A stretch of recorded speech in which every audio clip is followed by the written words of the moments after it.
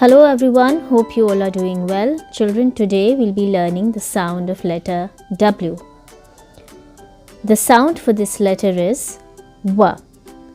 The letter is W and the sound is W. So let's see some of the words that begin with the sound W. W is for watermelon. W, watermelon. W is for watch. W, watch. W is for well. W, well. W is for wand. W, wand. W is for window. W, window. W is for winter.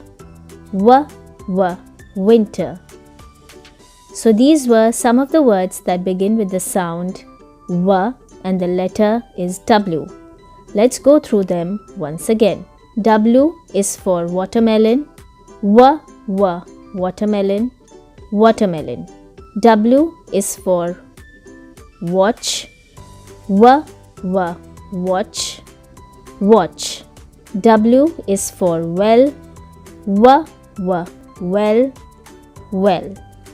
W is for wand. W, wand, wand. W is for window. W, window, window.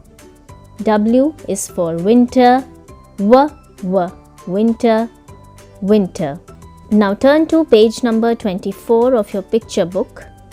W is for watermelon. W, watermelon. W is for watch. W, watch.